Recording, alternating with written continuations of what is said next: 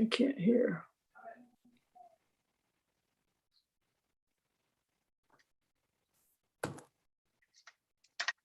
Mark and Mike, when we get to your slides, I'll just stop sharing and then you guys can share your screen. That way you can use your mouse for pointers, etc. Okay, bring this up here. Okay, it looks like we're almost at 6 o'clock. Mr.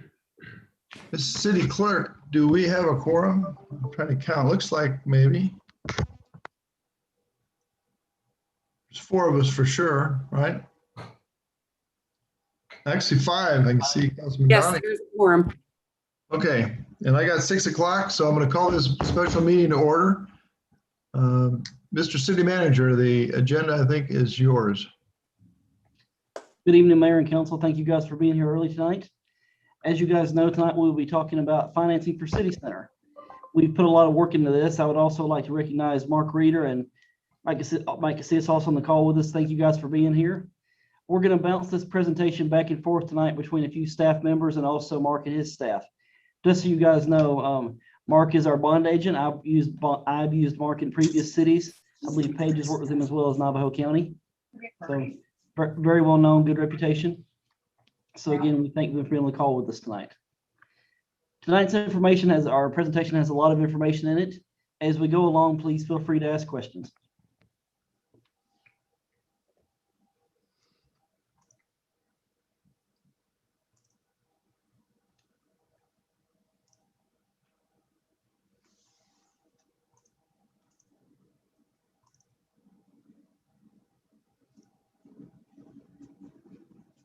One second. Okay, are you seeing full screen slides now? Not entirely full screen. You're seeing a black box around it? We actually see there's 2 different slides up. Okay, let's try. Yeah. Is that better? There you go. That's better. Okay, all right.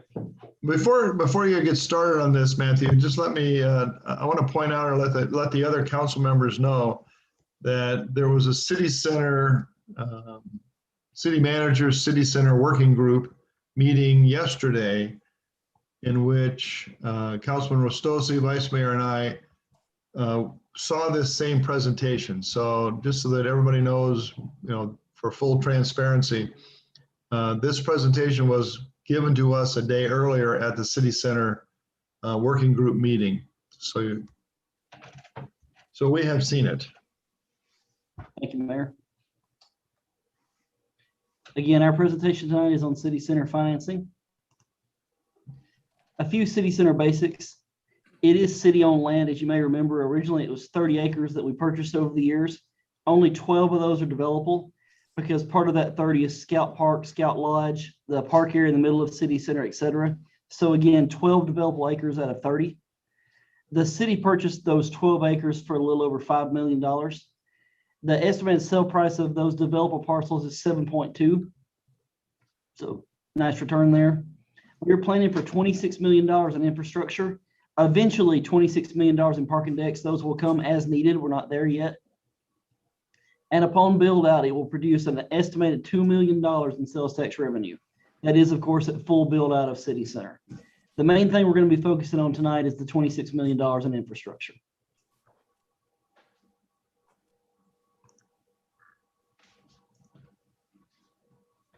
Here's some breakdown on the $26 million infrastructure cost. 1.2 of that is the first phase. That's demo, clear, and rough grading. 2 is 6.2 million in utilities and storm drains. 3 is 8 million in streets, roundabout, landscape, and park phase 1. That is expensive, but the roundabout alone is roughly $1 million by itself. And the fourth one is 10.6 in the remaining streets and parks for a total of $26 million.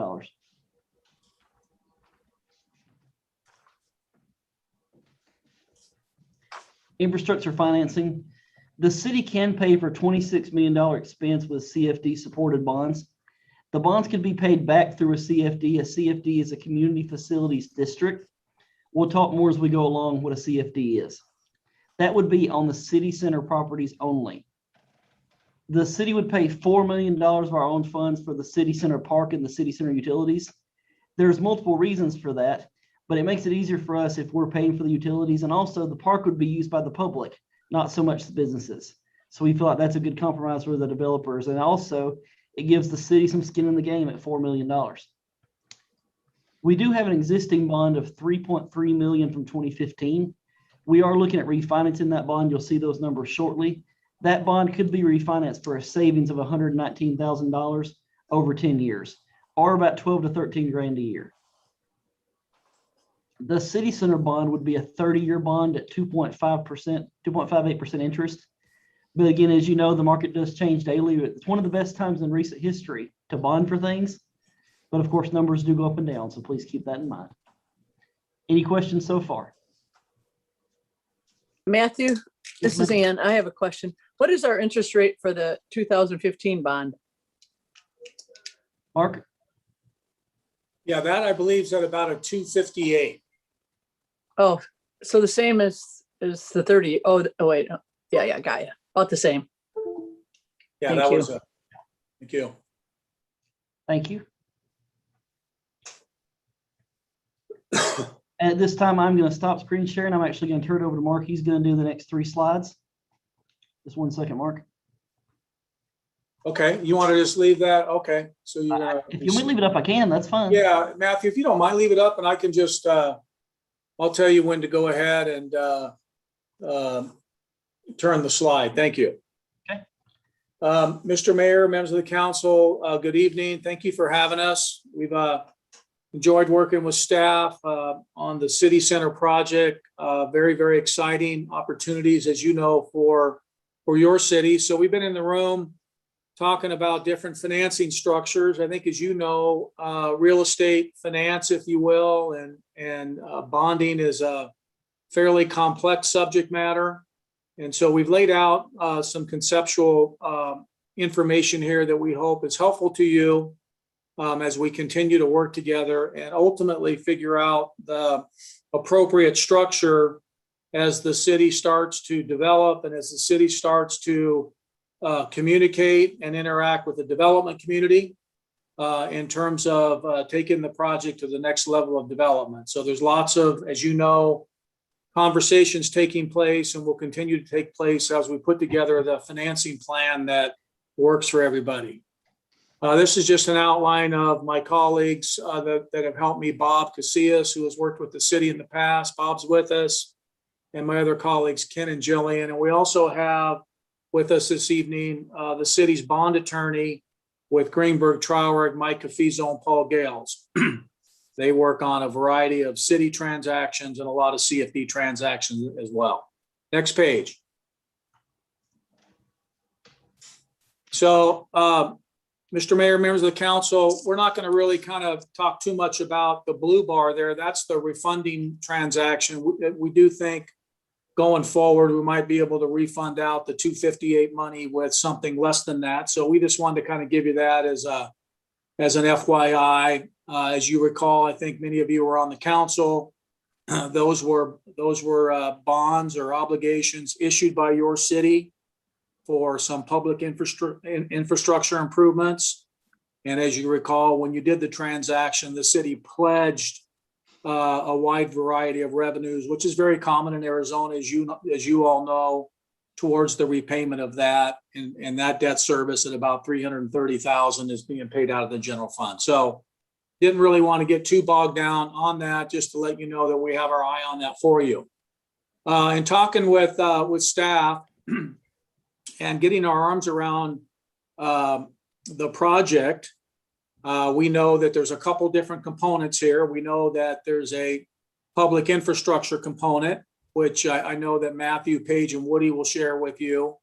There's a budget, if I can take in the light blue in the middle, as we understand it, there's about a $25 million kind of a construction budget for a wide variety of public infrastructure, city center public infrastructure that will enhance the value of the real property owned by the city that you want to go vertical with in terms of your development plan. So as you all know, generally speaking, when public infrastructure is advanced by a community, development follows. And I know that's your plan, and I think that's a good plan, but it's a significant investment, as you know. So Matthew and Paige and Woody can give you a little more detail on the 25 million, which I think you're already on top of, already aware of. So in talking to the city, if we finance $25 million of infrastructure, how are we gonna pay for it? And, all this is subject to change, of course. This is a kind of more of a planning session with council. The city has expressed an interest in applying about $2 million of cash into the transaction for some of the private utilities improvements. Very important to get our utilities where they need to be so development can occur in a more timely fashion. And then about $2 million in cash for park improvements. Okay. So the bond amount up there would be about 21 million. I'm kind of rounding numbers if you don't mind. So bonds would be issued one fashion, form, or another in the amount of about $21 million. And the proceeds would be used for the city center project. So we kind of wanted to share with you here just kind of a little bit about our preliminary budget and bonds that would be issued. Next page. And again, I think we're going to have some more ongoing conversations with council in terms of the specific jurisdiction that would issue the bonds. I know we've kicked around utilizing the CFD. We've also kicked around some ideas wherein the town would need to be involved in the issuance of debt because of the early stage construction of the project. But just to kind of walk you through this really quickly, if I could, column 2 is a form of a pledged revenue from the town. Column 3 is the current debt that we talked about at about 320 a year. And then really what we wanted to focus on here, and this is a preliminary structure, would be the issuance of the $21 million in bonds. And the thought would be to do kind of an interest-only structure, Mr. Mayor, members of the council, because we want to kind of minimize, our debt service payments as city center and vertical development starts to occur. Okay. So what we've outlined here is kind of an interest-only structure. If I can take you to column 6 of about $740,000. Okay. Now I think we're gonna have to work together in terms of the entity that would issue the debt, and that could have an impact on our interest rate. But we wanted to kind of share with you really kind of what we're coming up with here in terms of the budget impact on the town's budget to help support the infrastructure costs, to get things in the ground, to improve it. And then as development occurs, as you know, we know that the city is expecting additional sales tax revenues and the development community to come into the room and assist with the repayment of the debt obligations. Okay, so I think what I do with that, Mr. Mayor, I'll just pause there for a moment. Wanted to give you a brief overview on those couple of pages. And if not, we can continue and take questions as we go through the presentation. One question that I have to ask him, at the outset, just to make sure that we're on the same page. We have the old debt service included in with the new debt service, and it looks like this, and maybe I'm incorrect, but it looks like it's old debt service of 2.8 million and it's new debt service of 18.5. So you come up with 21 something in terms of the total amount of principal of the obligation when we get done with the new bond. And that seems to me to be low by $2.8 million because I thought what we had talked about was a roughly $26 million total budget for the city center improvements, of which the city would pay roughly $4 million, could be $5 million, which would leave new financing of $21 million. Yeah. Yeah, Mr. Mayor, good catch. Thank you. Matthew, would you go back up to the sources and uses of funds? Very good catch, Mayor. if you go onto the light blue box there, you see it? This gets a little technical in the bond world, but let me just walk you through. And whether or not you're Litchfield Park or the city of Phoenix or the city of Glendale, because interest rates are so low, okay? Investors demand a little higher interest rate because they like the interest earnings off the little higher interest rate, right? So we have to offer them what we call a premium. So the if you don't mind, I'm going to round, the 2.9 million of premium is your money, okay? You're paying a little higher interest rate on that because you're getting a premium for it. You're only paying back 18.5 million. But I think the key point here is you're getting $21 million in bond proceeds. Does that make sense? Well, is that 21, it's the 21 million in bond proceeds over and above the 2.3 million that we have in principal amount of current? No, it's the 18.5 and the 2.8. That's about 21. I'm kind of rounding, a little So over 21 million. Yes. So is the 2.3 million going to stay outstanding? No, that's baked in the cake. So let me just stop there. So you see where I'm coming up with the 21 million, right? Matthew, put your scroll on the 18.5 and the 2.9. So, Mr. Mayor, members of the council, that is proceeds to the town or to the district, right? That's your money. Okay. And then we're going to put the 2 million and the 2 million in there. Now go to the next page. So the 18,510, you see that at the bottom of column 4? I do. That's what you repay back, but you're getting 21 million because of the premium. So just think of the 18.5 as all in. Just think of it as a $21 million bond issue because it's baked in the interest rate calculation. Make sense? No, actually it doesn't. So this 2.9 million is coming from the city that we're paying as a premium. No, that's received from investors on the previous page. So they're gonna pay us an extra amount of money just because of the interest rate that we've agreed to pay on the 18 million. Yeah, that's right. We're gonna give them a little higher rate. Sorry about that. This is a result of the historically low interest rate market we're in with a 10-year treasury where it is. And so investors want coupon income, if you will. Yeah, no, I So understand. we- They understand exactly what's going on. So All right. just to make sure that we're all on the same page, we're gonna have a principal amount outstanding on the new bond of 18 million and a principal amount still remaining on the old bond of 2.8 million. Correct, right around Right. that. Yeah, That's that column 3 is already in the budget, if you will, and we're focused really on 4, 5, and 6, but that's right. Okay? All right, that's fine. So we're Okay, gonna end up, at the end of the day, we're gonna have a net amount of cash to pay for this part of the city center improvements of the $21 million. that's correct. All right, thank you. There you go. Then we have enough money to spend the 25 million on infrastructure, right? So we're all good on our budget. We're all good. Excuse me, Tom, I'm a little bit confused as we add the numbers up. I mean, we're paying, like you said, the 2.8 million from the old debt. They're rolling into this. Okay, we're so gonna be think about 2.8 it. short. Think about it this way, Ron. And when you go on and you buy and you get a mortgage for your house, you can accept the going rate interest rate and just to say that today it's 3%. Or you can actually pay points and buy the interest rate down.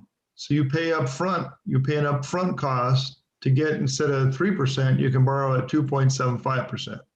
Correct? You understand? I certainly- Absolutely. That's what happens in a normal mortgage on your house. So this What I'm is thinking though, this is the opposite situation where we're going to pay a higher interest rate than what the market is. And in exchange for that, we're getting our interest money back up front. And that's that 2.8 million. understood. Okay. And Okay. and the column 3, the column 3 is just really our current debt. That's not included in obviously our city center project. That kind of stays on its own, right? Right, we just need, Okay. what's causing confusion and what's caused me confusion with the slide was the similarity in the two numbers of the refunding obligation debt service and this premium. Yeah, So they're separate numbers, even though they're similar. okay.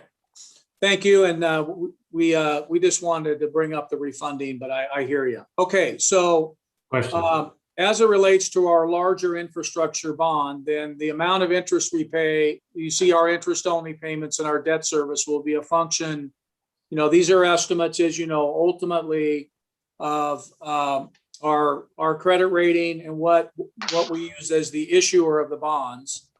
And we kicked around a couple of ideas, as you know, regarding the issuer of the bond. So bear with us as we dot the i's and cross the t's on this, but this gives you a pretty good idea.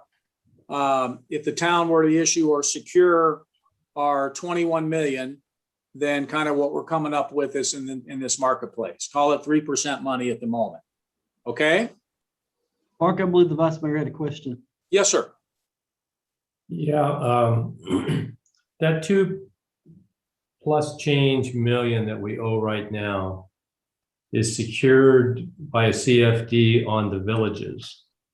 The new money that we're looking for is going to be secured by CFD on the city center property. Are we refinancing and rolling these things both together into one refinance? Or are they going to stay separate still? Well, Mr. Mayor, members of the council, yeah. So in this scenario here was a scenario whereby the town would issue similar to what you did in 2015, right? That the town would issue the revenue bonds. And those would, if we end up doing it that way, then they would be secured by the same revenues that you pledged back in 2015. Okay? So that's how we put this transaction together. And if we go that route, and if we can refinance out the 15s, of course we will, if we can save some money. We're going to have two separate assessment amounts. One on the villages whose CFD is only got a few years left on it, and the new CFD that's going out for some number of years. I'm not sure I understand how this is all working together. If you're going to try and roll them into one financing. Mr. Vice Mayor, they're not related at all. Yeah. This refunding obligation has nothing to do with the CFD obligation that's over in the villages. This refunding obligation is what's left that we need to pay on the bond that we took out during the time that we purchased the city center land. This is this is the other debt. Got it. Okay. Yeah, this is not the CFD debt on the villages. Okay, perfect. Okay. Okay, other questions? We're ready to go forward. Okay. All right. Next page is, Next one's mine. okay. Thanks, Matthew. Go ahead. Thank you, Mark. City center bond payments.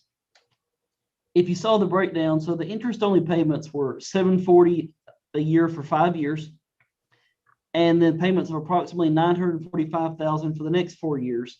So again, $740 for 5 years, $945 for 4. I use the highest number when I say $945, somewhere $939, but I use the highest number. And after that, payments are approximately $1.2 million for the next 21 years. Those 1.2 payments, some years they're 1.257, one they're 1.261, but they're in a $4,000 range in those years. That's a total repayment of $33 million, almost $34 million. Also tonight, we will show you 3 scenarios for bond payments: best case, potential case, and worst case, because we want to show you the numbers and the payments no matter what happened. Okay. But before we get into that, it's important to understand what a CFD is.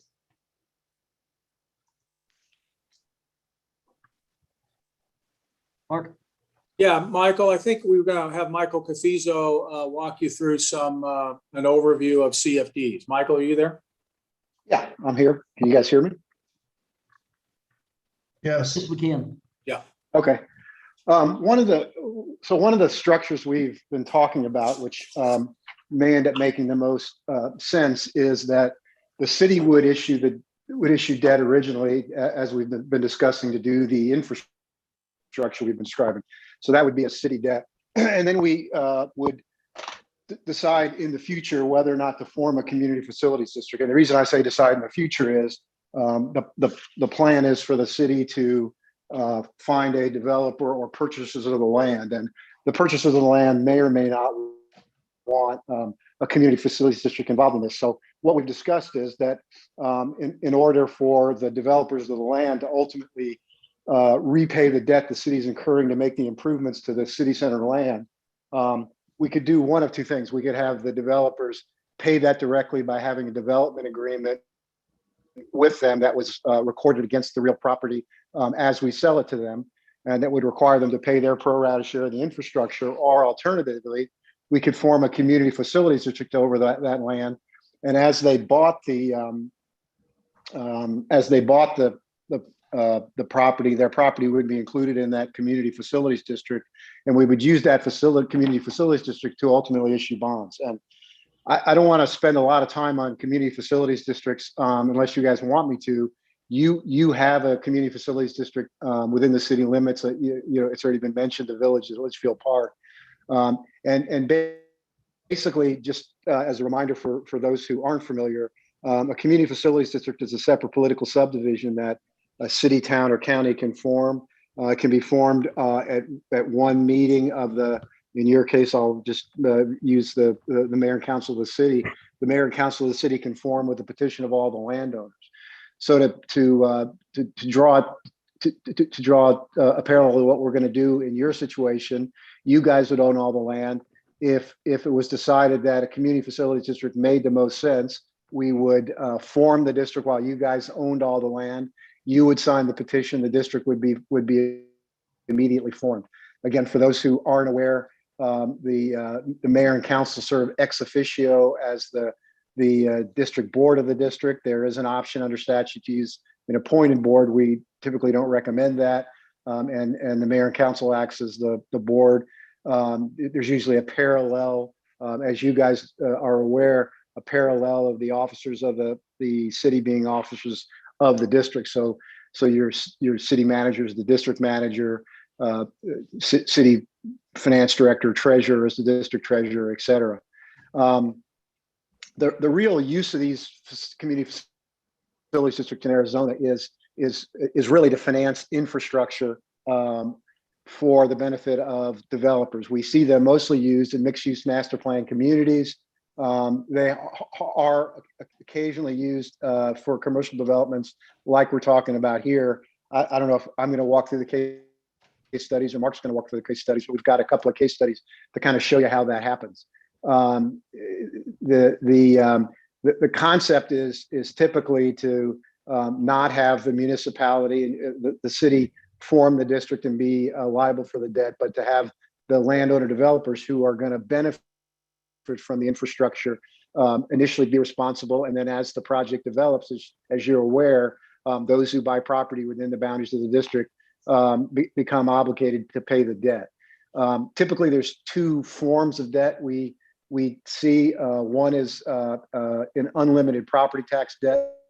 So one of the things that would happen in connection with the formation of the district is we would hold a general obligation bond election in which the landowners, in this case, again, it would probably be the city, would vote in the election, would authorize a certain amount of general obligation bonds that could be used for purposes of buying or constructing infrastructure. Now, I want to come back to that in a minute and explain how that we would do that in the context of what we're structuring here. Alternatively, a community facilities district can issue special assessment bonds. The difference between the two is that when you issue a general obligation bond, it's an unlimited property tax. All the property owners within the boundaries of the district are jointly and severally liable for the property tax, and that's the case you have in the villages, and that's the case in any general obligation bond in Arizona. So if you look at the community college district or the county or anybody else that incurs debt through general obligation bonds, that's how that works. Special assessment bonds are different in that they're what we call lot bonds. You receive you parcel out the property, typically based on ownership, There's an assessment put on each of the parcels within the boundaries of the district based on the benefit to be received by that parcel. There's a principal component that aligns to that benefit. You pay principal and interest on your assessment, and that those principal and interest payments are used to pay the bonds. The difference between general obligation bonds and assessment bonds is that they're not joint several liability. They're several liability only. In other words, if my neighbor's not paying, but I'm paying, I'm not responsible for my neighbor's non-payment. My assessment won't go up. Whereas in the case of a property tax bond, if my neighbor's not paying, they're going to go foreclose on them. But while the foreclosure is occurring, my property tax rate could go up to pay for that shortfall. So again, basically, that's the purpose of these community facilities districts. They're separate political subdivisions from the city. The city has no legal obligation to pay for the debts of the community facilities district. They stand alone, have their own budgets, own audits. You guys are members of the Arizona Risk Retention Pool, which is a benefit because the Risk Retention Pool will pick up the insurance for the districts and the mayor and council sitting ex officio as the district board members without additional premium or deductible. Let me describe a little bit how we are, and if there are questions about CFDs, I'm glad to answer them. We could spend a whole hour talking about the more of the details and how they work and budgeting process and everything else. But you're either generally familiar with that, or there are things that probably aren't worth a lot of time at this point. But glad to address any questions. I have one. Community. Sure. Actually, I have one question. It's Ann Donahue. Sure. So you say that the Villages is a CFD. Now, how does that work? They have no commercial. So is that like the HOA? Like, how does that work with the Villages? Well, no, there's a property tax. You mean in terms of how it's administered or who pays the debt? Yeah. Well, the debt. Do the village? Do the people in the Villages pay property tax? Yes, they have a separate property. They have a property tax that the rest of the people outside the Villages that live in Litchfield don't have. I did not know that. Okay. Yeah. So theoretically, when that was done, they moved into a mixed-use master plan community that, according to the developers, had a higher level of amenities and a nicer level of development, and that justified the additional tax. The folks there were made aware of it. They signed a disclosure form. At least the original purchasers in that district signed a disclosure form acknowledging that they lived within the boundaries of the district and they were going to be taxed differently than everybody else in the city limits of the city of Litchfield Park. Okay, thank you. I didn't know that. Thank you. They're also, beside the debt service, they're also charged probably an O&M tax of 30 cents per $100 of assessed valuation to administer the district so that the city's general fund isn't having to pay any of the costs of staff being involved or audits or anything like that. Any other questions on CFDs? Again, we love talking about CFDs. We could do it. Vice Mayor Faith. Yeah, thank you, Mayor. Michael, is there any issue or problem if we borrow the funds, we put in improvements that improves more than the 12 acres we intend to sell, but only that 12 acres is bound to pay the CFD bonds? That's a great question, and we could set it up so that wouldn't be a problem because, again, if the general obligation bonds are properly approved at the election, you can use proceeds of the sale of general obligation bonds for improvements inside or outside of the district. You don't have to show direct benefit. That's the legislative determination of the district board. So if the district board believes that you build a road outside the boundaries of the district and it benefits people within the boundaries of the district because people within the district use it, then you're completely justified in you using general obligation bond proceeds for that purpose. Just to kind of let's just short circuit this a little bit because so we aren't here all night. The reason we're putting $4 million in is so that we pay for those improvements that are outside of that 12 acres. So we're paying for the park and we're paying for the roundabout and the improvements on Litchfield Road.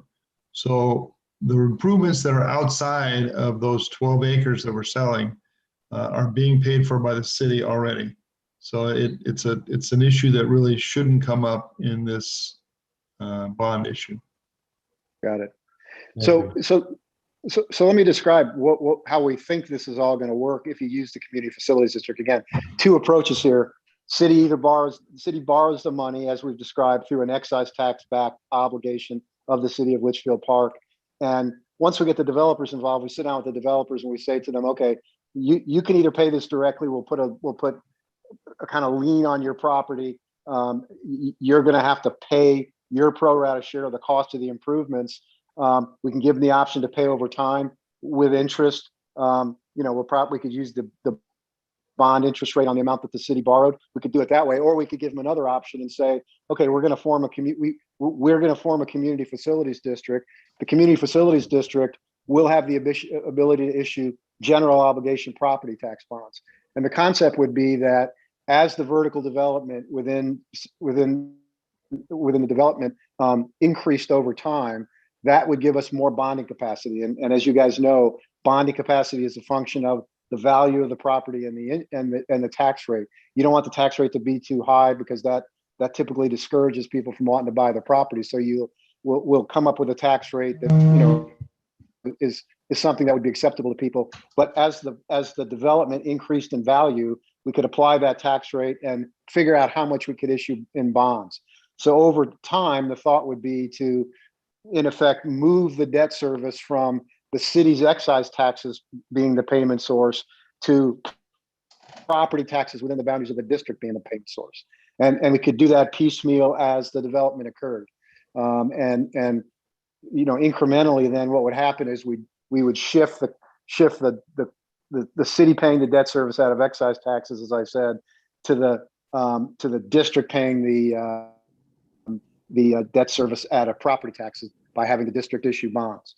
The way we would do that is that we would have in the documentation by which the city builds the infrastructure and puts it in the ground, we would reserve out the right in there for it to be sold to the district in the future. The district would then issue the bonds and it would buy that infrastructure from the city. It would either then remain property of the district for purposes of maintenance. It would remain property of the district, and the city would operate and maintain it pursuant to an intergovernmental agreement, or we could have it revert back to the city in terms of ownership, depending on how we decided to structure it. The other thing this would give us is we would be able to also have the 30-cent maintenance and operations tax to use within the boundaries of the district. And again, the developers would be paying this as part of their annual tax bill for purposes of not only the cost of the district, but maintenance and operation of the infrastructure if it was needed. Hey, Mike, Yes. sorry, if I can interrupt you in there, I need to move on to some of the other slides. Okay, sorry. No problem. Thank you. I just know we've got limited time and a lot of ground to cover. Yep. Okay. Thank you.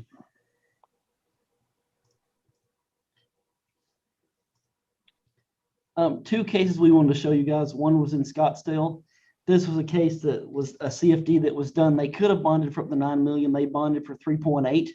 It was for commercial project. That came out to $2 per 100. You'll see how that number compares later. A more applicable one was this one. This one was for Park Central in the city of Phoenix. This one was for $30 million to build a 2,100 parking space garage. Again, $30 million, 2,100 spaces. And Woody was actually very involved in this project, so he can talk to you about it if you have more questions on that one. But this was the first parking garage for a CFD that's been done in the state. And that one was pretty recent. So I think we can compare projects here. Again, this was parking, but it was a commercial project for $30 million. So I think there'd be a lot of similarities there. So we can start talking about those more if you have questions.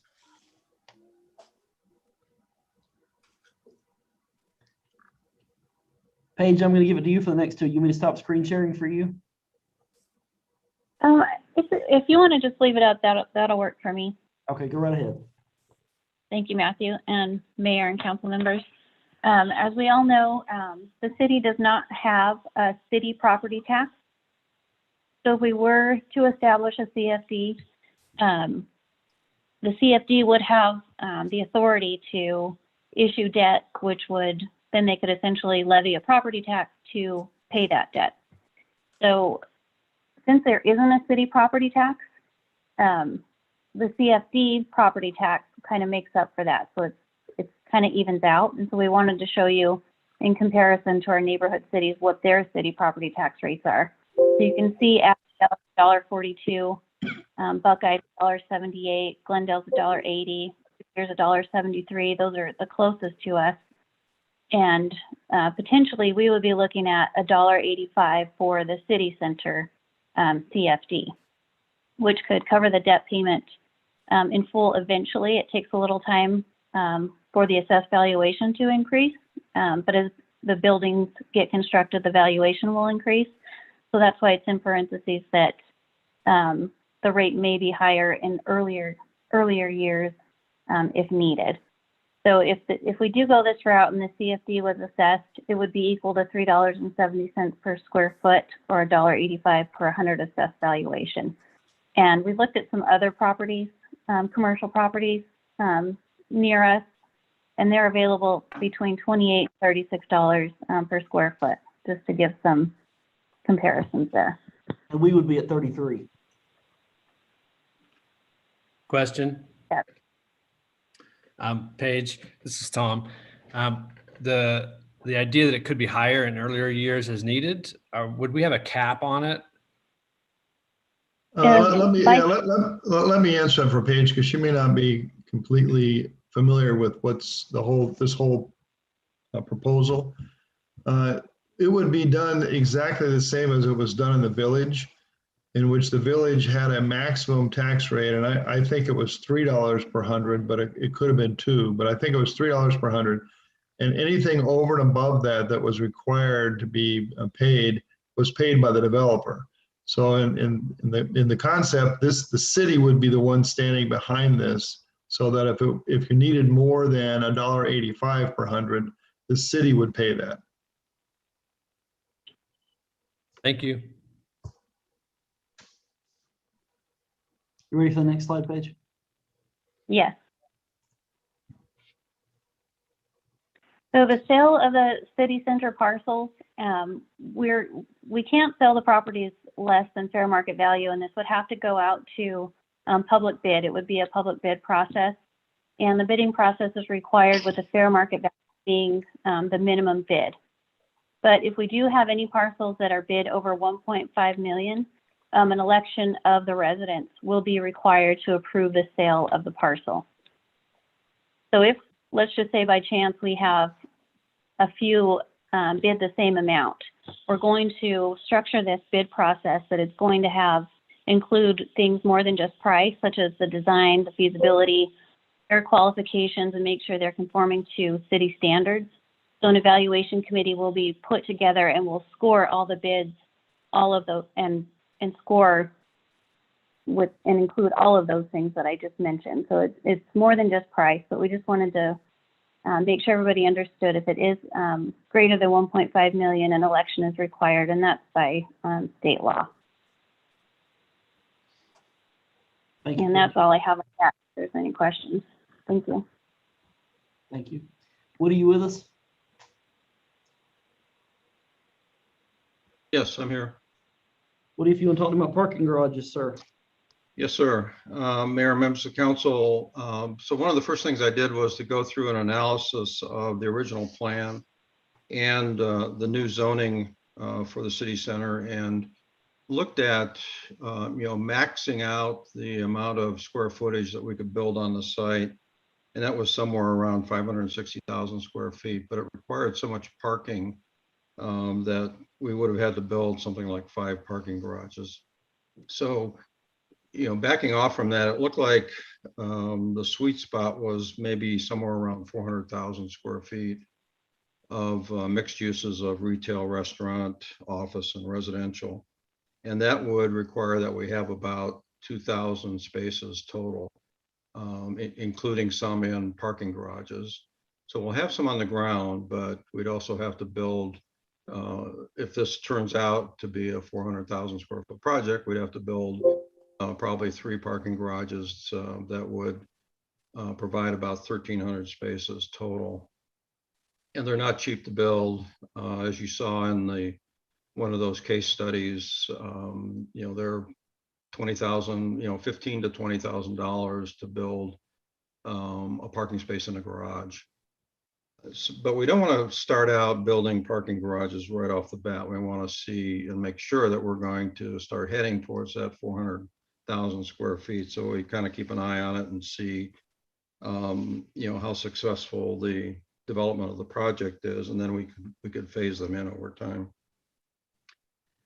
So we're looking at different options, and the 1,300 additional spaces would cost about $26 million. We're looking at options on how we could finance that over time. And one of the, we've talked a lot about the CFD, and that would be one of the options that the CFD could issue GO or special assessment district bonds. And again, the property owners would pay for that through their rent receipts from their tenants. Another option is to look at an additional sales tax only within the city center. So we did a little bit of an analysis, and currently the city sales tax is 2.8%. If we went up to 5%, that would generate an additional 1.562 million, which would cover the debt service for a $26 million bond issue over about 30 years. And of course, that would be a pass through to the directly to the customers if we went the sales tax route. So, you'd be paying a little bit more for your steak dinner or a little bit more for your dress, but it is probably not going to make a lot of difference to people who are shopping in the city center, whether they shop there or somewhere else. So those are just some of the options that we're looking at, and of course we'll be working more on those as the project progresses. Thank you, Woody. The next several slides, Mayor and Council, page is going to give you several scenarios for financing: best case, mid case, and worst case. Paige. Thanks, Matthew. In this scenario one, which is what I would call best case or highly potential or probable case, is the city center begins generating sales tax revenue in fiscal year 24. That's the top column here. You'll see it starts out slow. We're estimating 225,000, and then you'll see it grows every year until complete build out in fiscal year 29 at 2 million annually. And this also assumes that the land will sell, 40% of the land will sell in fiscal year 22 at just under 2.9 million. And then the remaining 60% would sell for 4.3 million the following fiscal year. It also assumes the revenues that I presented to you last month at our budget workshop, and the economy stays strong as it is today. So this general fund net line at the top here, you'll see fiscal year 22 is 825,000. Then we add in the land sale revenue of 2.8, and then we subtract out the debt. So the reason we wanted to do this is we wanted to make sure the city could afford the debt payment under several different scenarios. So you can see the net in fiscal year 22 is almost 3 million. It's so high because of that land sale. And then as we go down, fiscal year 23 again is high because the rest of the land sales. So beginning in fiscal year 24 all the way through 30, you can see our revenues over expenses, even after paying the debt payment, we're still in the black with between 895,000 to just under $1 million. Now, if we were to form the community facilities district, we would assess a property tax that would help to cover the debt payment. This is a hypothetical situation. Let's just say we created this and then there was enough land to be valued in fiscal year 23. We could hypothetically collect $77,500 in property tax that would go towards the bond. Then we would have that 30 cents per 100 for the operation and maintenance, which would generate 15,000. So the total tax assessment just on city center properties would be 92,500. So that would mean the general fund in fiscal year 23 would have to pay the remaining 662,900. That's the line at the bottom.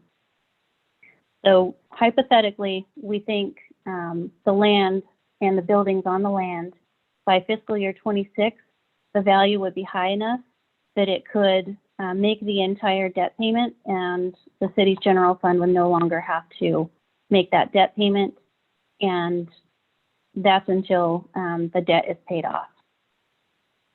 I'm ready to go to scenario 2 unless there's any questions on 1.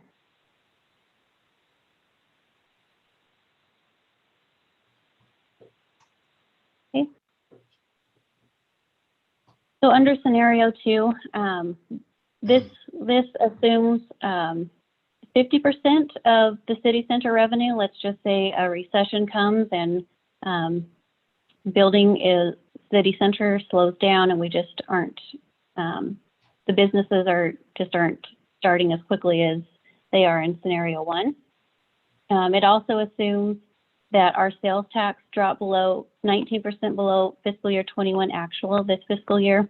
That is a huge number, but I base that on what fiscal year 21 budgeted revenues were. And then there's no growth until fiscal year 25. And then the land sales are a little bit slower. They fell in third starting in fiscal year 22 for 2.4 million, and same in 23, and then again in 24. So just to recap, 50% of city center revenue and the land sales are much slower. So you can see our net isn't quite as high as in scenario 1. Fiscal year 25 would be the only year that we were essentially in the red. We would have to use reserves to make up that 13,926. But the rest of the years we're back in the black. And I also assumed the tax assessment would be less because building would be slower. So the valuation, it would take a little longer for the valuation to catch up. So the very bottom line, you'll see what the general fund contribution to the CFD debt payment is. And under this scenario, the city's general fund would have to contribute to the debt payment until fiscal year 28. And next slide, unless there's any questions. So scenario 3, I think, is absolute worst case. I don't see this actually happening, but we still wanted to see the numbers because, we never know what could happen. So this is assumes we enter a recession. We have a 24% decline in operating revenues in fiscal year 22 from this year's actual. We don't see any growth until 25 and no city center activity until 26. That's why that top line, the city center sales tax revenue, you'll see it starts much later. And when you go down to our net general fund, in fiscal year 22 and 23, it is negative because we don't have any land sales yet. So in those years, we would have to use cash reserves to make up that deficit. And then in 24 through 26, if the land sold in those years, we'd be all right. But then again, 27 through 30, we'd be in the red again, and we'd use cash reserves or we would cut expenses. And under this very worst case scenario, again, the valuation is going to take much longer. The sales tax collections will take longer. So the general fund would have to contribute to the CFD, to the debt payment, fiscal year 2030 and beyond. But this is a very unlikely scenario, but if it did happen, we just wanted to show that the city, we could still afford the debt payment, even in a very, very worst case scenario. We're going to have a summary. Any questions on scenario 3? Okay. So just to recap, in scenario 1, the land sales, we're estimating 7.2 million for all the parcels. So 40% in fiscal year 22 and 60% in 23. This would be enough to cover our debt payments until fiscal year 29. City center sales tax revenues begin in fiscal year 24, we're projecting at 225,000 and steadily increase to 2 million annually once we get to fiscal year 29 at full build out. revenues remain steady, gradual growth, no major recession. We will always keep expenditures below revenues. And if we did form the CFD, the district can begin to make the full debt payment beginning in fiscal year 26. So that's our best case scenario. Scenario 2, the land takes a little bit longer to sell. It's in thirds. But again, this could cover the debt payment until fiscal year 29. City center sales tax revenues are only half of what they are in scenario 1. It just means that it's taken a little bit longer for the city center to be up and running. And then our normal city sales tax revenues, a sharp decline. And then again, expenditures are below revenues. The CFD could make the full debt payment beginning in 28. And then scenario 3, obviously our worst case that I don't think will happen, takes a while for the land to sell, doesn't start. Actually, I think I wrote the wrong year in that. I apologize. It's actually 25. City center sales tax revenues won't start until 26. And our regular city sales tax revenues, 24% below fiscal year 21 actuals, no growth until 25. And then the city's general fund would have to cover the debt payment until 2030 and beyond, until city center was at complete build out and fully operational. And that's all I have. I'm happy to answer any questions. And thank you, Paige, for the work on the scenarios. As Paige said, we want to show it to you guys all 3 ways: best case, mid case, and worst case. And that no matter what, we still make the payments and so on and so forth. That being said, it's a lot of numbers. If there's any, we have some more slides, but if there's any questions on the scenarios. Thank you again, Paige. Thank you. City cash position, just so you're aware, 14.4 million cash on hand. Minus the $4 million city center contribution, as was shown earlier, minus the 4.5 million required city reserve, brings us down to a balance of $5.9 million. So if city center, if we went out for the $26 million and city center didn't bring in a dime from land sales or sales tax revenue, we're covered for the next 7 years. Obviously, that's not going to happen. I mean, a bad recession is 5 years, and even then there would be some change going on. So just again, worst case scenario, we're covered for 7 years. Was there a question? I'm sorry. Okay.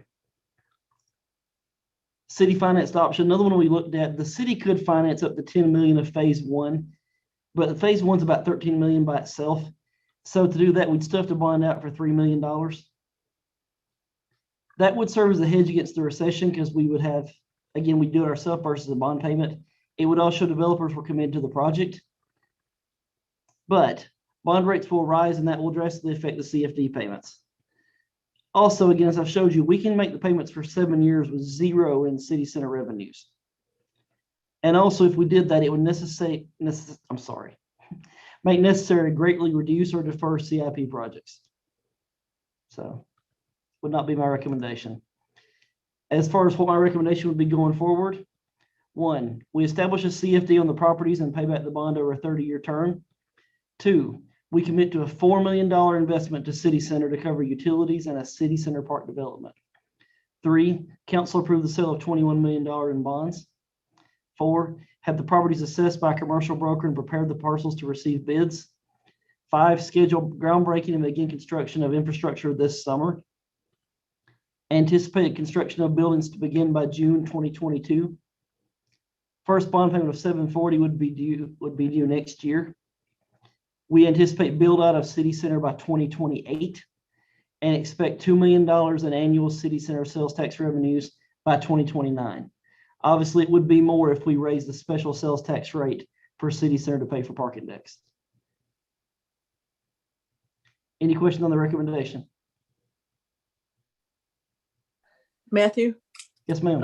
my question relates to number 9. I mean, we're going to have to do parking if we're going to be building full out in 2029, correct? Yeah. So we obviously the cost for that parking, you're talking extra structures, not, existing parallel or whatever diagonal parking. So you're talking about actual structure, correct? 3 parking garages, yes, ma'am. Three parking garages. Okay. That's an additional $26 million. We could do another bond on that, or or we could do it as an additional sales tax. And if we can do that, that'd be great if we could pursue that route. Because again, then it's a pass through to the customers in city center, plus the business is already up and running. Because you wouldn't start build parking decks until you're about 40% into build out, because you don't need them right Okay, away. that's what I meant. I mean, we obviously aren't going to wait till 2029 to build parking garages. Oh, yeah, okay, thanks. Yes, ma'am. Other questions on the recommendation? Okay. And of Matt. course, we have the disclosure for Stifle. Sorry, Matthew, it's Tom. I got a quick question. Yes, sir, of course.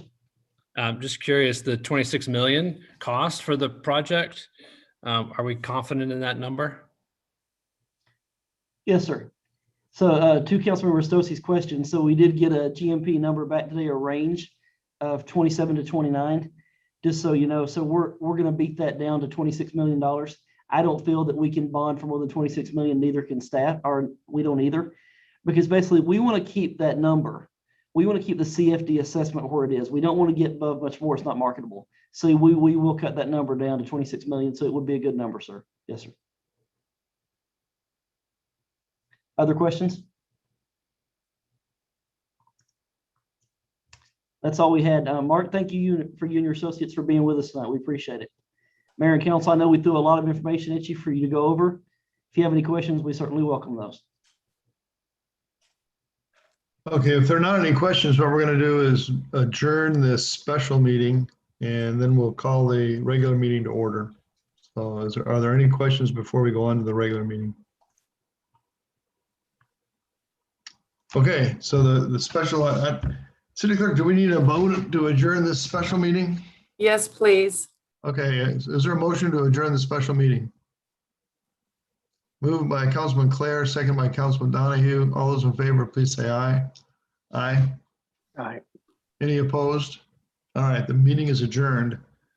Now we're going to call the regular city council meeting to order. We're going to ask Vice Mayor Faith to lead us in the Pledge of Allegiance.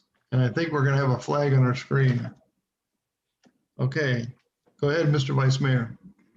Okay, everybody, I pledge allegiance Allegiance to To the the flag flag of the United States of America and and to the republic for which it stands, One nation under God, nation, God, God, indivisible, indivisible, with with liberty liberty and justice for all.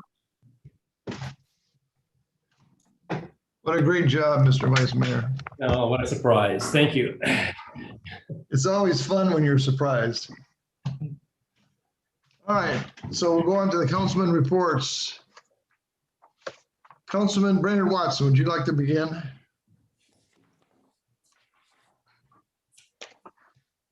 I would just like to say, first of all, thank you for your kind gift after my recent surgery, and that I appreciate your warm wishes and your well wishes, and I'm back and excited to be engaged in the process.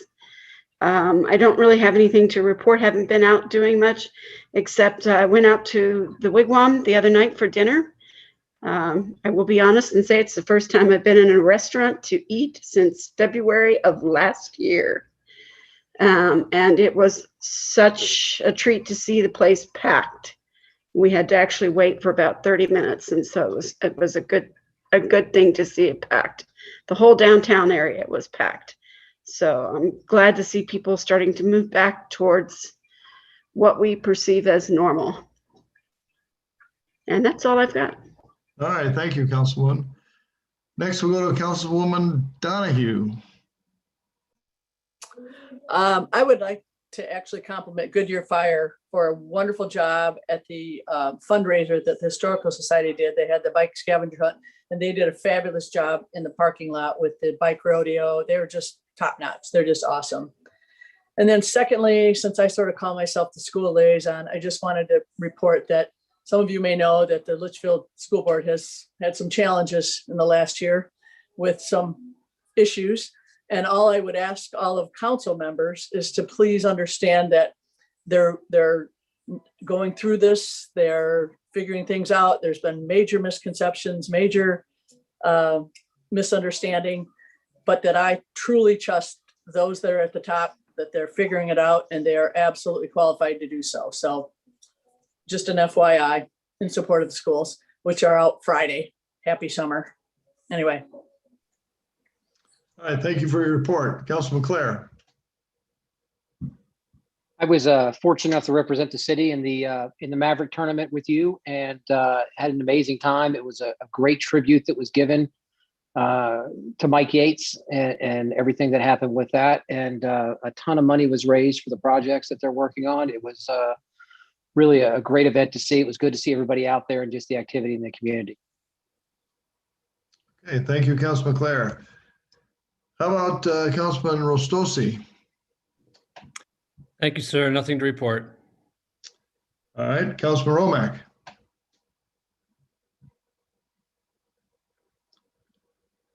You have to unmute yourself, Councilman Romack. We see your lips moving. There you go. There, I found it. Thank you, Mr. Mayor, but I still have nothing to report. Okay, well, at least we have it on the record now. Mr. Vice Mayor, I think you're next. I have nothing, Mayor. Thank you. All right, I don't have anything either, other than to say the Mavericks tournament really was an amazing show of generosity by the community. For a group to be able to raise $300,000 in one day is pretty amazing. So it was quite an effort. With that, we'll go to the city manager's report. City manager, do you have something for this evening?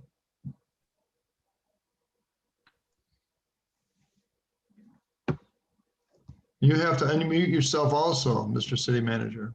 There you go. Thank you. Mayor and Council, you have my report in your packet. I highlighted the ones that I wanted you to see the most. I'm not gonna hit on all those, but just a few things. Woody did hold the meeting with Straight Arrow Construction for the perimeter wall construction. So that project will be getting underway as far as letting the homeowners know that's coming. Also, you may have seen the walls being painted in sections, just so everyone knows the wall is only primer. It is not the final coat. It will be put back as the sand or tan color like all the rest of the wall. Again, the white is just primer. We've received quite a few calls, so it will be the same as the other. I want to thank you for letting me know that, because I was one of the calls and I was quite concerned about the color. So Yes, thank sir. you. Yes, sir. Also, we had a good meeting with Sun Health about the Hilltop, and we're looking for a letter of interest back from them soon as far as a possible partnership between Sun Health and the city for the restoration of the Hilltop. So I see Paul's on the call this night. Paul, thank you for being here. So more information on that as we go forward. As far as their co-op for Proposition 302 monies, you will see a document on that later on the agenda tonight that we have let Wickenburg know we will no longer be partnering with them for Proposition 302. If you guys approve it, we will be partnering with Goodyear for Proposition 302 funds. I would say that both Goodyear and Avondale reached out to offer to partner with us on that. So we appreciate both those offers. One of the documents I would say, we did reach out to JDM to let them know that we would be looking for an application. I've received no further documents from JDM or IDM as of this date. Mr. Mayor and Council, that's all I had, sir. All right. Any questions from the council on items in the city manager's report? Okay, we kind of jumped over the report from the PW Litchfield Heritage Center, and I think we have Nancy Schaefer with us this evening. I thought I saw her here earlier. There she is. Nancy, do you have a report this evening, or is it or not? You have to unmute yourself. There you go. There we go. Okay. Challenge, wrong button. Yes, I do have a report tonight, so bear with me. Good evening, Mayor Schoaf, Vice Mayor, Council, and City Manager. I think you all know I'm Nancy Schaefer, President of the Litchfield Park Historical Society, and I'm here to report on the progress that we've made so far. I know it's been a few months since I've been here. There hadn't been much to report, but I do have some news tonight that I'm happy to report. So I'll start out, excuse me, I'll start out with the Capital Campaign Committee, and our current total to date is $2,326,336 in pledges and income. Of that money, $1,900,946 has been received and is in the bank. So not that much is remaining in pledges, which is great. Everybody has met their pledges. So the few pledges remaining are basically those that will be met when construction begins. So that's where we're at right now. Our expenses to date on the project total $140,801, which was the architect, legal costs, testing, that type of thing. So far expenses have been relatively low, fortunately. During the pandemic, we received $22,765 in grassroots donations because we were unable to go out and solicit monies and have our campaign running at that time. So we were really pleased just to have people add money onto their, when they were, getting a ticket for something or buying a book or whatever, because we sell some things online, and people were throwing in an extra 50 here, an extra 100 there. So memberships, I think a good portion of our memberships, people added extra money. So we're still getting a lot of, excuse me, a lot of response from everyone and a lot of support. The final two quarterly distributions of $125,000 each have been received from the Blackfords, which completes their $1 million pledge. And of course, that means that we have met the 1 million matching, and that's included in the money I reported. And we'll be working this summer to update our capital campaign program with ongoing calls, meetings, and pursuing some new options. We've added new naming opportunities and are scheduling special fundraising events for the fall. So we're going full steam ahead. The project goal remains at 3.5 million, actually 3,203,825 to restore and renovate the Litchfield Denny home. This includes installation of museum quality display cabinets, a POS system, IT system, exterior hardscape, and minimal landscape. You've all received, I sent this a few days ago to Terry, a copy of the ROM, rough order of magnitude summary from Waltz Construction for the Hilltop infrastructure. The total is $1,700,281. And there was backup with that sheet to show how the costs were, how they derived the costs. The numbers were estimated at today's escalated costs and does not include in-kind donations. So we are really hoping for some in-kind donations to help with costs, not only for infrastructure, but for the project itself. And then we have some exciting news. This is kind of in site upgrades. Last Wednesday, Judy Cook and I met with Ed Martin, professor at the University of Arizona. He's the extension director and head of the Master Gardeners program there, and his associate was there as well. City manager Matthew Williams and Richard City Maintenance met us on the Hilltop to determine how we could work together to revive and replant the Cactus Garden and Julia's Garden. We had some excellent discussions from the meeting, and the following has been determined so far. The Master Gardeners will provide a new design for each of the gardens and a plant list at no cost. They will oversee the cleanup and planting and will help educate us on the best maintenance procedures for the gardens. They will focus on low maintenance plants for Julia's Gardens to help reduce costs for labor and water. The cactus, of course, is low maintenance. We currently have an Eagle Scout that would like to make the Cactus Garden project his Eagle Scout project, and then he can enlist or will enlist others to help with the labor. There actually is currently a bench there that has a dedication plaque on it from a previous Elk Scout that had worked at the Cactus Garden. So we're going to get that cleaned up too, but it's kind of apropos to have another Eagle Scout involved. It becomes more of a community project that way. And already I've talked to a few people just telling them about it. And I've already had a few people step forward to donate for all of the cost of the plant replacements and some of the labor for both of the gardens. So I don't think the cost of the plants are going to be a problem at all. So And then finally, we received a call about a month ago from Linda Sweeney, great-granddaughter of Paul Litchfield. The Litchfield family is planning a reunion, a Litchfield reunion in Litchfield Park, October 7th through 11th in 2022. So not this October, but next October. In the plans so far is a special reception to be held at the museum and hosted by the LPHS on the 9th. We also heard that Linda has contacted Goodyear and they're trying to get the blimp to visit, maybe provide rides. We're not sure what, but we'll see. And then the city of Litchfield Park and Sun Health will each be hosting special events to welcome and honor the family. So it's going to be a great few days. I think this is going to be really exciting. I also think it will be a big boost and a focus for the Hill Project too. So as more details come, I will keep you apprised of it.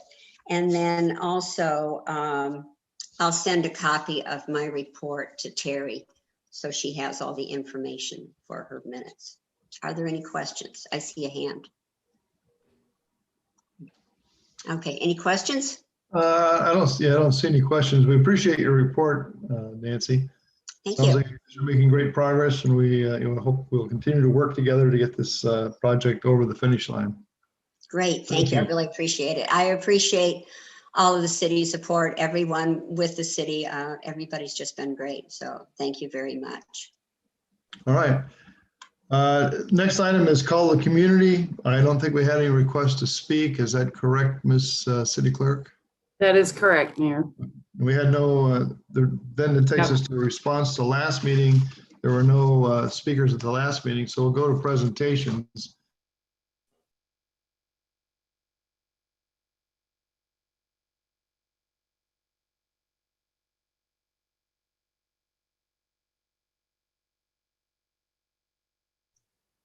I believe the mayor froze on us. I think he did. Bear with us just a minute, everyone.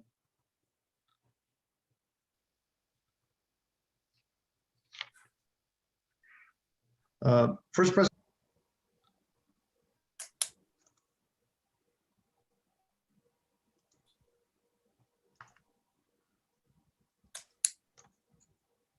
Okay, can anybody hear me or not? We can hear you now, sir.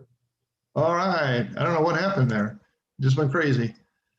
As I understand it, our winner of the Employee of the Quarter, Shane White, is not able to be here. We want to thank Shane for, am I saying that right, Shay? Yes, Shay? We want to thank Shay for doing a great job during this last quarter and being recognized by the other employees at the city as being Employee of the Quarter. We have a recognition which will be given to Shay separately from this meeting. We also have a certificate of appreciation for MCSO Posse. You know, one of the unfortunate things with these virtual meetings is we're not able to do this in person, and I particularly for this certificate, I'm sorry that's the case. I know we have David LaFond here, and David, we really appreciate all the efforts that the Posse has made for the city for, literally for decades. Thank you, and please express express the city's thanks, the council's thanks to all of the Posse members. We're sorry that this is not going to be continuing in the future with the changes we're making to our contracted police service, but it is not a reflection on the value that we place on what the Posse did for us for so many years. So thank you. You're welcome. It's been a distinct pleasure for us, working with the city there. Myself, I've been there for 16 years. We're sorry to leave, but we understand that's how things goes. We wish you a lot of success with the new folks coming in to work with you. Thank you, David. We appreciate your good wishes, and we wish you well also. Thank you. Thanks, Dave. Okay, that takes us to Southwest Valley Chamber. Matthew, we have a new chamber president. Yes, sir. Mayor and council, the Southwest Valley Chamber has recently hired a new director, Jeff Campos. I did ask him to attend tonight. He is on the call with us. He actually came and met a few weeks ago with me and Sonny and Councilmember Claire. Jeff, if you'd like to introduce yourself to council and tell them about yourself, please. Yes, I will. Thank you for having me, Mayor. It's a pleasure. And City Council, it's a pleasure. And Mayor, as you indicated, it's too bad we're not meeting in person because that always makes it a little more ideal. But I'm honored to be here today and look forward to meeting you all in the future. Let me just kind of start with a little background on myself. I have over 12 years of chamber experience. I've led the Hispanic Chamber of Denver, grew that to be the second largest chamber in Colorado, and actually one of the larger Hispanic chambers in the country. And in addition to that, I also ran Global Chamber in 2 cities, Denver and Chicago. And what I did is help businesses engage in international opportunities. So prepared them, educated them, and connected them with different relationships. And I think I could add that component to the Southwest Valley. In addition to that, I've been a business owner for 7 years. And I know how it is when you are running a business and how you need some of the resources you need, some of the connections you need, and how to do it. So I get the different perspective on what the business owners are looking for at the chamber. So I add that value to it. And then I also worked in the corporate sector, which is where my connection to Phoenix, Arizona came into play. This used to be my territory, so I made a lot of great friends and relationships, and I'm utilizing those once again. And I'm excited to be here in Arizona. I moved from Denver, Colorado to Arizona. But this has always been a second home for me. I have to admit, I do enjoy golf. So you could see why it was a second home for me. Great golf here. But leading to what I have ahead for the Southwest Valley, I'm here to really provide a new vision and the ongoing leadership that the chamber needs. And it's going to be valley-wide. The initiatives, the economic development opportunities will all be focused on really helping the business. And the task at hand is engaging, creating new business relationships in this community. And the chamber really should be, and typically is, the leading voice of business. So it's my goal to build those bridges between the chamber and the city. This is important that I really work with you to become the place for business. We want to be that side of it, and we want to work with the cities to be able to engage and grow our communities here. And I'm really excited about my experience and vision with the chamber, whether it's with community relations or economic development, or just being a connector in the community. It's going to be my responsibility to provide a strategic planning, create a shared vision with the city and the community and the chamber to increase relationships through networking, increase shared interaction. And I feel I could utilize my experience to lead the chamber and the members in exploring new opportunities for the Southwest Valley. I want to focus on economic growth, policy initiatives, all designed to help the Southwest Valley Chamber to continue to shape this community's future. In today's world, the vision is to lead the chamber to support its members, especially during these recovering times. And I feel that things are really starting to change after COVID. And we want to re-enter that growth era of prosperity in our communities here. So with that said, I want to engage the chamber as to be a resource by providing, first of all, leadership. I want to be that voice and that leadership that businesses can rely on. We want to educate our members, and those are things, you'll see a lot of different things coming up. And I want to utilize Litchfield Park as a resource to be able to help with our education part of it, resources in addition to that.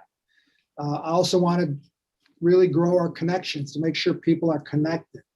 We want to grow and develop economic development opportunities.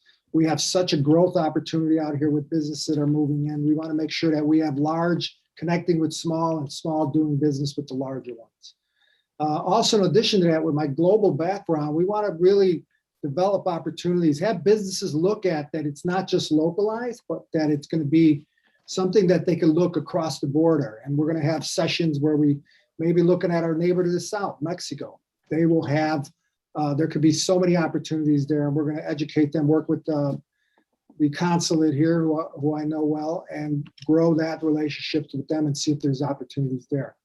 when you start to Sounds grow, like, what do you it need? sounds like you have a lot of good plans, Jeffrey, and we look forward to seeing how it works for you going forward.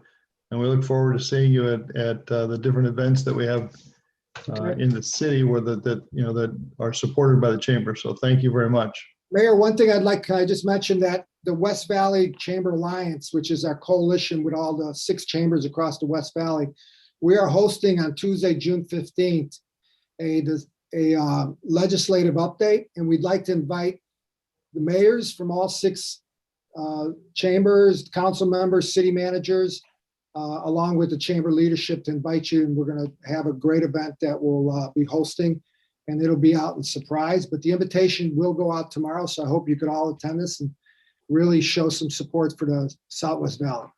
All right. Thank you very much. Well, thank you all, and I appreciate that. Thanks, Jeff. All right. Okay, this takes us to the next item on our presentations agenda, and that's the police car design. Matthew, do you have some comments on this design, or you just need to see if we have any comments back? Just a few quick ones, Mayor and Council. This was something that Avondale put together. If you looked at it, I think it's a great design. They are black cars. My favorite thing about this design, it represents both cities. It shows Avondale and Litchfield Park together, both on the cars. I think that's great. It shows ownership between the cities. Currently, we own a couple of cars, but we will own all these cars with Avondale. But I think that shows great partnership, again, to show both of them. And it's fairly not that expensive. It will cost a little more to redecal the current cars versus the new ones because we have to take them off. But that being said, thoughts on these decals, questions, comments, suggestions? Any comments from the council? I don't see any. I think that just indicates you've done a good job. So thank Avondale for their work, and we'll go forth with great gusto getting this transition accomplished. Thank you, sir. Next item is a report from the Goodyear Fire Department. I saw Chief Cole here on my screen earlier. I don't see him now exactly, but he was here. There he is. Hello, Chief Cole. Good evening, Mayor Schoaf, Council. Can you hear me okay? Yes. Well, it's my privilege to give you the report for April in Litchfield Park for fire department responses. We had a total of 57 calls into Litchfield Park, 49 of which were EMS in nature. We didn't have any fires, explosions, or hazardous materials calls. The other 8 calls were a combination of good intent, false alarm, and one service call. Looking through the nature calls, again, the typical EMS nature calls. As far as fire prevention activity for the month of April, the bulk of that was occupancy inspections. Out of 19 total activities, 17 were occupancy inspections, 1 plan review and 1 construction permit.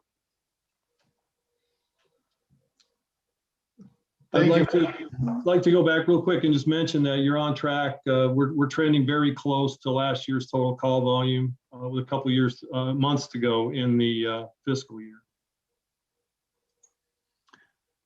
Thank you. Rest of the data is in your packets. If there's any questions, I'll be happy to entertain. Any questions from the council?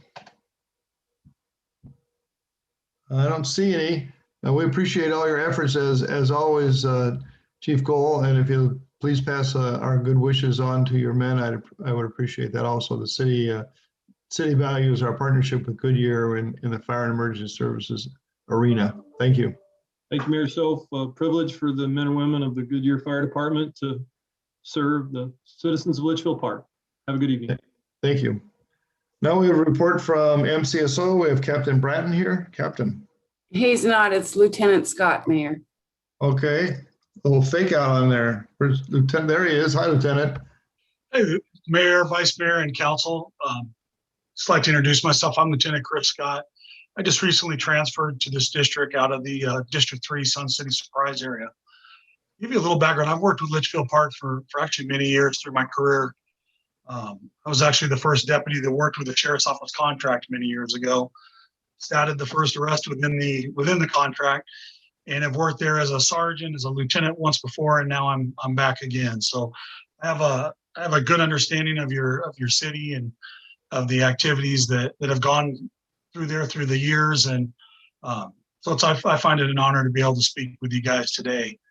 I was just looking over our stats, and again, Captain Broughton apologizes. He had a last minute thing that he had to attend to, so he asked me to go ahead and step in. So I'll give you what information I have. I'll answer the questions I have, and if there's questions you have that I can't answer, we'll get Captain Broughton to address those via email or however that would need to be done. Looking over the activity, and I'm going to be using two different screens. So if you see me looking away, I have another computer set up looking at the stats. It seems like for the most part, everything is relatively normal. There was definitely a big uptick in the traffic citations, traffic warnings. There was a large increase in suspicious activity that came across in trespassing. Now, when I came back to Litchfield Park, I got with some of the squads and I looked at the stats. I'm kind of a stats-driven kind of a person, and was definitely not pleased with the stats that I had seen when the traffic enforcement stuff. The guys have really been stepping up in that, as we see in the statistics. So if you're wondering why was there trespasses, well, I asked them to be in the parks and to look for people who were violating timeframes and to actually trespass them out if there was an issue. Obviously, the traffic stops have greatly increased, and activity was like it was pretty busy in there. So I'm going to open it up for if there's any questions. Again, I know you guys all have a copy of the stats. If I can answer any questions for you, I will. I can talk a little bit about flock cameras and maybe how that's working on our side. If you guys have any interest in that, I'm actually our coordinator for the district for flock now. I've been working with them quite a bit, getting up to date. I will tell you that we're in the process of getting all the deputies access to the cameras. The captain's actually was working on that today. All of our command staff and all of our detectives, detective sergeant, all have full access. We've been using it. I know that there was a stolen vehicle that was caught on a Ring camera. We were able, with using the flock cameras, to be able to identify the license plate of the suspect vehicle. Due to our partnership also with other area flock camera users such as Youngtown, we've actually been seeing that car moving in Youngtown now. So we've got our District 3 patrol guys actually looking for that. And the beauty of the program is when that license plate flashes in Youngtown, it immediately notifies those deputies over there that it's in the area and they can begin to look for it. So I'm really excited Litchfield Park has gone to flock. I think it's a great tool for us to use in law enforcement. And I know that we won't have the contract with Litchfield Park pretty soon, but I know that we'll be partnering with Avondale because we have two beats that surround Litchfield Park. So I know that we'll still be working with you guys. We'll still be working with Avondale. And I've just been really impressed. I knew nothing about flock up to about 3 or 4 months ago. And I would just tell you, I think it was a good investment on your part as a tool for the law enforcement to be able to help. And as we get more and more of these cameras up, more information out there, it's going to be a great tool. I mean, we had an Amber Alert the other day out of Phoenix, and immediately we were able to start searching cameras. And that one did not go through Litchfield Park, but you could just see the value of that tool, even when it comes to locating possibly a missing child or whatever. I mean, the opportunities are really good with that. So we are starting to see success with it. We're starting to see some activity with just the limited amount of time and use with it. So That's good. Yeah, I'm very happy to hear that the flock system is coming online and that it seems to be yielding some benefits. Are there any questions from council? I don't see any.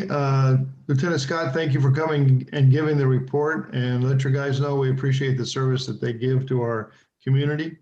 And we look forward to a transition being smooth with Avondale, and that you will continue to be part of our overall police protection. Thank you. Absolutely. It's public safety is number one. So we definitely will still have interaction with you guys, and thank you for the time. Thank you. All right, it brings us to our finance report. Ms. Peterson. Thank you, Mayor and council members. Tonight I have our April finance report. I'd like to share my screen.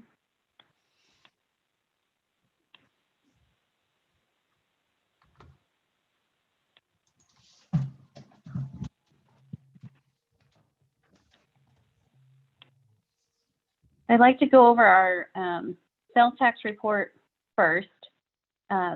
April was kind of a different month.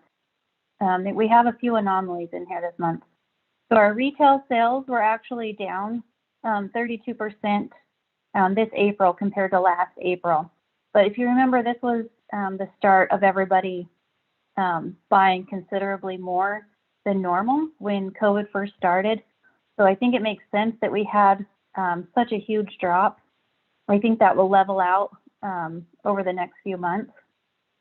But if we compare 2021 to 2019, if you add the online sales and the retail sales together, that's actually 314,000. So 2021 is higher than 2019 by 6.7%. So I think for April, it was such an odd month. I think it's more accurate to compare this month to 2019. And the reason I added the online sales to the retail sales is the big box stores have been paying sales tax all along. It's just, it was reported all under retail. Good news for restaurant and bars, they were up 31% over last April. They're still below April of 19 by 14.5%, but I think this is a good indication that our restaurant and bars are getting back to normal operations. And then the other anomaly we have in here is our other category. So there's several categories that are in this other category, but since there's fewer than 10 taxpayers, Department of Revenue doesn't allow us to disclose that information. But what happened is the state conducted an audit and they collected $90,000 for us in one of these categories that would normally only collect about $8,000. I don't expect this to be a reoccurring revenue. I think it was probably a mistake and the person didn't realize they should have been paying sales tax, but essentially it kind of made up for our drop in retail sales. So overall, 8%, we're up 8% over April of last year, and then year to date, we're 17% over last year. So in total, we're still doing very well. Construction sales tax is down 31%, but this 80,000 is actually more of a real number. If you remember, we have that large refund of $840,000 coming. So in April of 2020, this 116,000 included some of that money that we have to give back. So construction sales tax actually is where it should be, and money that we won't have to give back. The contractor that will be filing for the refund of $840,000 hasn't filed for it yet. I'm hoping that they do it next month, so that's done and off the books by the end of the fiscal year. And that's all I have on sales tax, unless anybody has any questions before I move on to the complete report. Questions from the council? Okay, I guess looks good. All right. Thank you.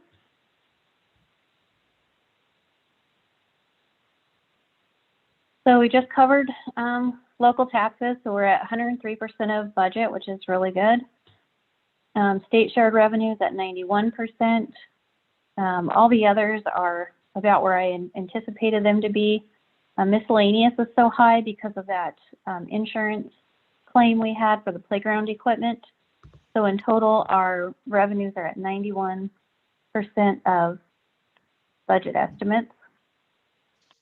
And then expenses, I've mentioned every month that the city manager will there will be a budget correction for the COVID business assistance grant. So in reality, the city manager budget is within budget. And we're at 83% of the year. Engineering has had some larger one-time costs, but I believe everybody by the end of next month will be at or below their budget. So in total, our general fund is at 75%, and we're at 83% of the year. So great job to all the departments for running efficiently, which allows the general fund revenues to be $3 million over expenses, which will help increase our fund balance. Construction sales tax, this number will drop $840,000 once that refund comes. So we will have basically a negative on our one-time sources. but that just impacts our ending fund balance of 16.5. We'll just have to subtract 840,000 from that, which still leaves us with about 15.7.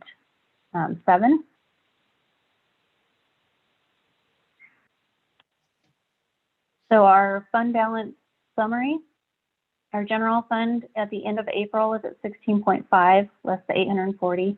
Our special revenue is at 1.8, grand total of 18.3. Our minimum balance is 1.2 by policy, and our stabilization has got to be 3 million. So that leaves us with 12.2, basically unassigned fund balance, which is 23 months of expenditures, which is very, very good cash position. Rec services. Their revenues are at 36% of budget and expenses are at 51%, so a cost recovery of 48%. Last month when we had our budget work session, we talked about correctly identifying the revenue based on the actual service. So next year we'll have a more detail that will be more accurate by what each rec service does. And then special events, they're at 65% of revenue and their expenditures are at 76% for an 84% cost recovery. The details of all these events are included in your packet. I won't go over them unless there's questions at the end. In our special revenue funds, HERF is at 83% of budget, which is right on track. So we should collect what we budgeted, $446,000. We've spent $309,000. So at the end of April, the HERF fund has just under $1.4 million. Our streetlight improvement districts, there's actually, this is numbers upside down. The revenue from Maricopa County came in after I prepared this report, but the improvement districts are right where they should be. Court enhancement, a little revenue of $2,700 last month, so their ending balance is $193,000. And that's the end of my report, and I'm happy to answer any questions if there are any. Questions for the council? I don't see any. Thank you for the report. It's comprehensive as always. We appreciate it. And it's good news that we're continuing on a path of fiscal stability. Thank you. Thank you. Okay, it takes us to the city center update. Mr. Scout, do you have something new to report for us? Yes, Mayor and Council, I do. So as you can see, we've spent a lot of time working on the financing strategy for the infrastructure for the city center over the last few weeks. We've also been progressing the final plans and specifications for the project. We're reaching about 95% for phase one, including the park, the roundabout, Litchfield Road, and so on. We've also spent a lot of time working with Liberty Utilities to finalize the line extension agreements for the water and sewer facilities. And those are agreements that will be coming to the council probably at the next meeting that basically say that we're going to build the facilities and turn them over to Liberty. And we'll also pay some of their administrative costs associated with the project. We have recently received the designs for preliminary designs for the park restroom and the clock tower, 2 designs for each one. The clock tower, if you remember, goes in the middle of the park. So we'll be taking those to the design review board at their next meeting. And as you know, we've received the budget estimate from Aiken Gardner for all of the infrastructure. And I'll be going through that tomorrow to look for items that we can trim or lower the cost of in order to get that down to the $26 million figure. Any questions to the council? Okay, I don't see any. Continue working obviously on the city center. $26 million is a hard number, so get your scalpel out and go to work. Will do. All right. Next item is a crane plume. That report is in your packet. If there are any questions about the plume, we can take them now. Well, obviously, we don't have our plume expert here with us, but I think there was a request last week that we make that part of the packet each month, and so it's there for your review, which takes us to the consent agenda. Is there any member of the council who would like to remove anything from the consent agenda items A through F? Item F. F, all right. Anyone else? If not, is there a motion to adopt consent items 9A through E? So moved. Is there a second? Second by Councilman Clare. All those in favor, please signify by saying aye. Aye. Aye. Any opposed? Consent agenda is adopted. Now we'll go to item number 9F, donation of equipment. Did you have a specific question or you just want a presentation, Mr. Vice Mayor? You have to unmute. Mr. Vice Mayor.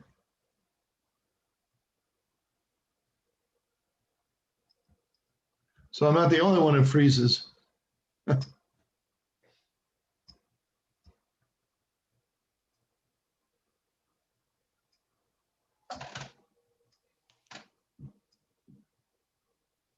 I might touch on that for a second while I wait on the vice mayor to come back on this item. This is the list of posse equipment. It's complicated what we can do with these things. We can't give them to posse because the posse actually isn't a government entity.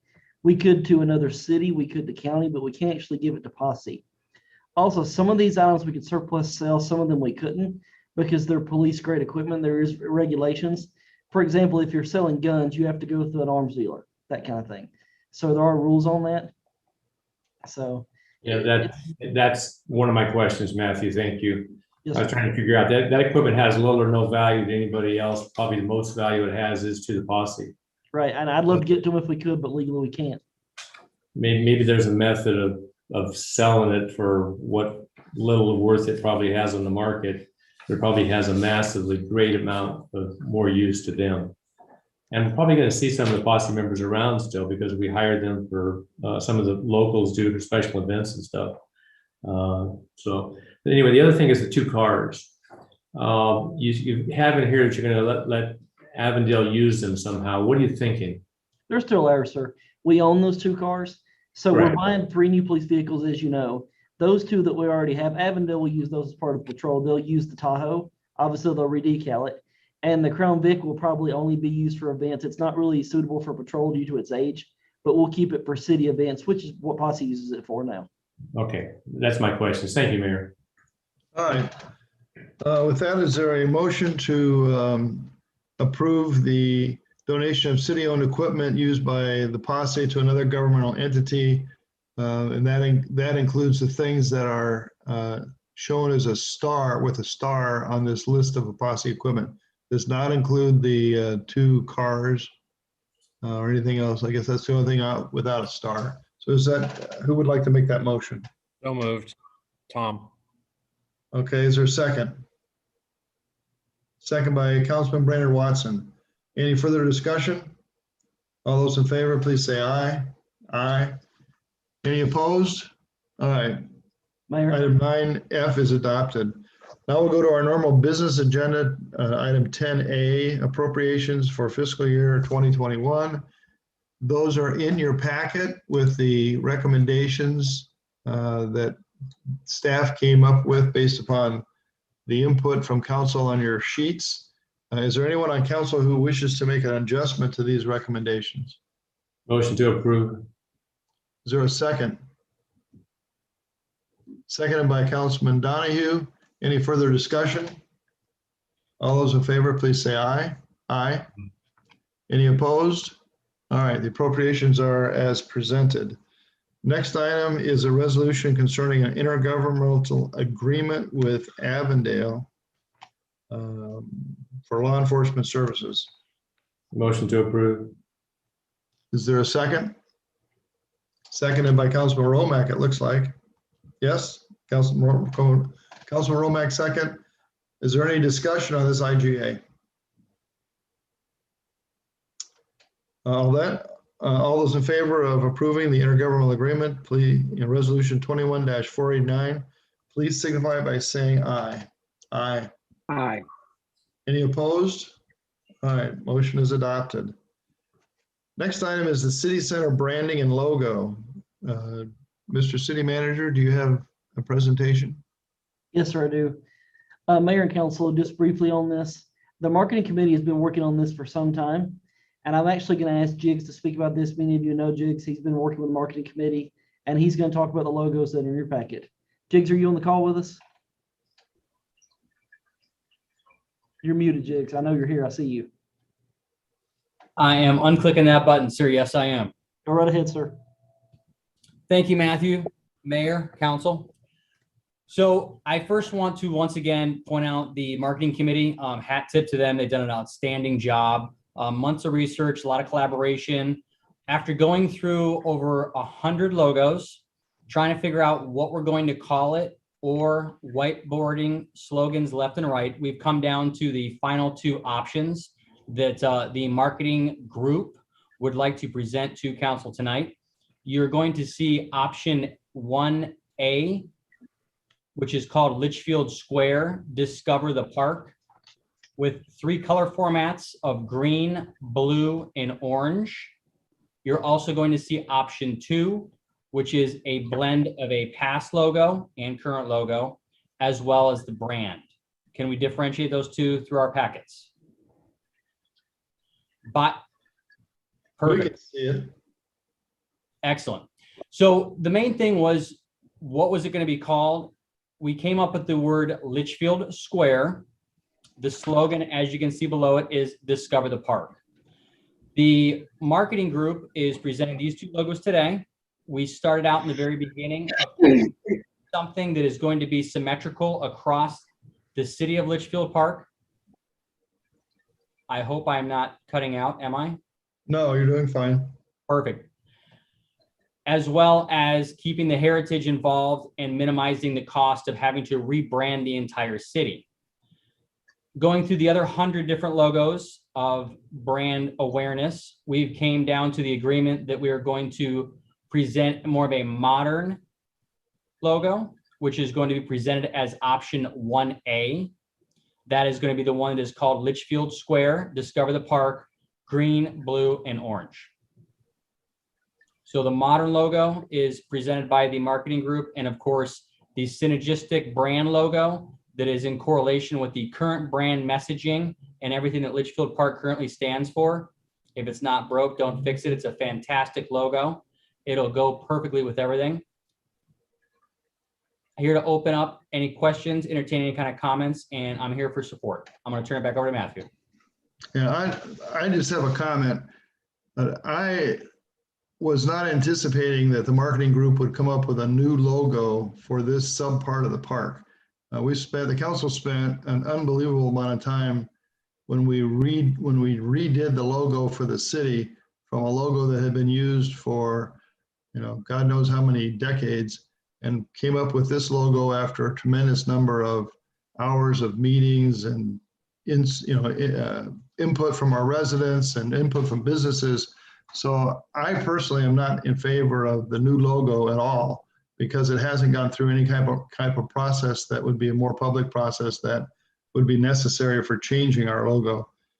The second, using our existing logo with the words Litchfield Square, to the extent that we want to separately brand the downtown area with something different than the park, the Litchfield Square, probably works fine. But I personally would not support changing the logo to the new modern era logo without it going through a tremendous amount of additional hearings and public input to see, how it would be received. So, Mayor, Councilman Donahue. I was fortunate to sit on this committee, and I first want to say to Jigs, holy man, if any of you have ever gone through trying to change a logo, and I mean, it's the stuff that he sent us, and I was a bad student because I literally was like, oh my God. I mean, what we brought to you was amazing. And so I also want to credit Marissa, because we went through all these iterations and so on. And in the very last meeting at the end, she's like, what about our existing logo?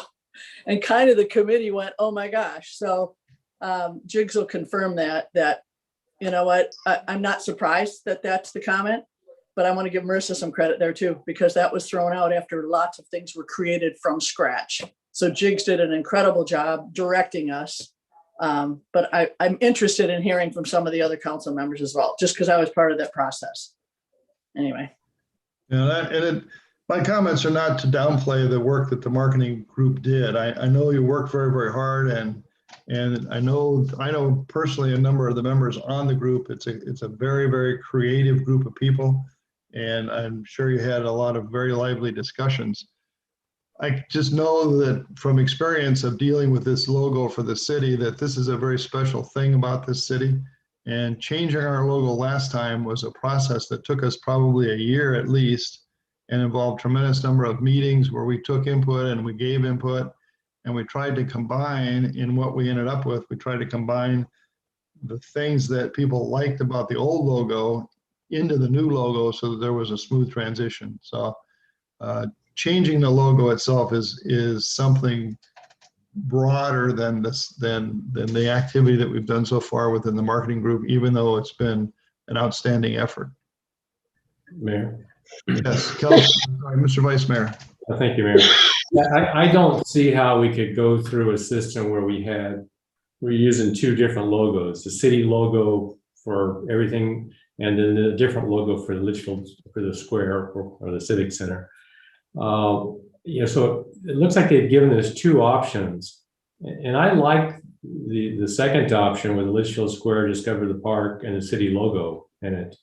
Calling it Litchfield Square seems to be what everybody kind of came up with, and using Discover the Park, I mean, I find that to be great.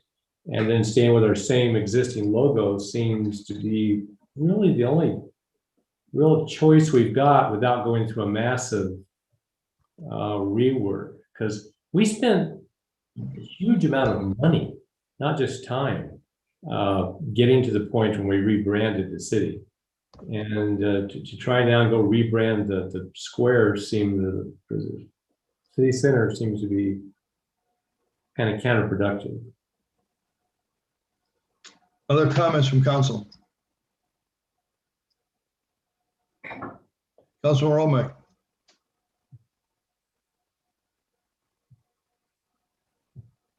Thank you, Mr. Mayor. I'll just reiterate what the mayor had to say. We spent a lot of time and energy on this current logo that we have now. And I like to, I would think that it's current enough and flexible enough that we could use it in many different ways. And as far as I'm concerned, it's not broke. So why do we need to fix it? Thank you. Okay, at this point, I'm sorry, Councilman Donahue. Well, I just wanted to speak up and say, I think what Jigs did here is also awesome, because it brought forth two options.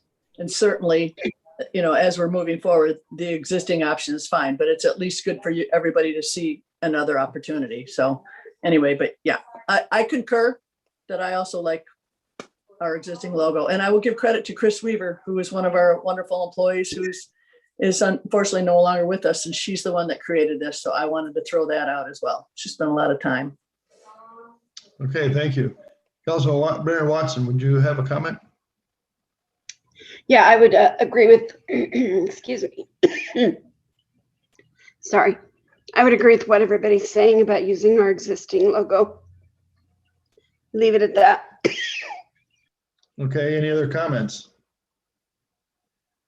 My suggestion with this action item is that you take it as a sense of direction. I think the council has provided to the marketing group that we would want you to stay with the current logo. And if you want to put it into a Litchfield Square setting, that's fine.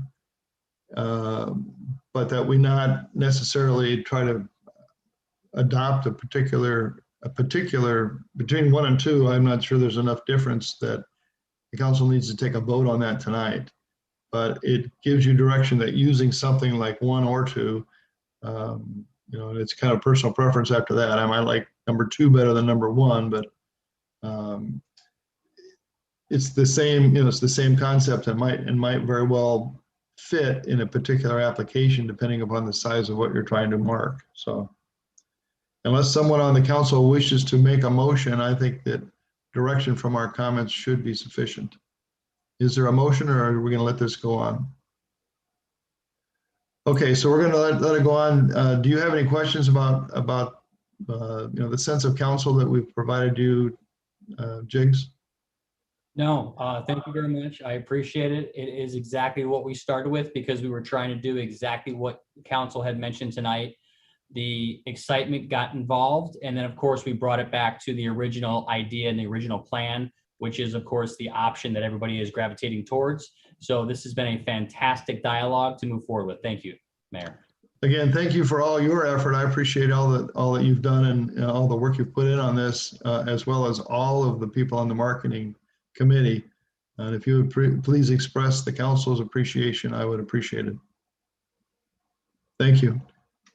All right, that takes us to Major General Plan Amendment Schedule. Mr. Sanks. Good evening, Mayor and Council. I hope you're all doing well. Nice to see everyone again via Zoom. This is a bit of a housekeeping task. As you know, annually we like to present to the City Council, members of the public, what our generalized Major General Plan Amendment schedule is. And so in keeping with prior year's pattern, we do have the June 1st deadline set so that we have plenty of time to allow for public review, 60-day agency review, citizen review, and then also have P&Z and council have sufficient time to review projects of a scale that would require a major general plan amendment. In years past, we've deviated a little bit and under special circumstances by pushing the date out to as late as July.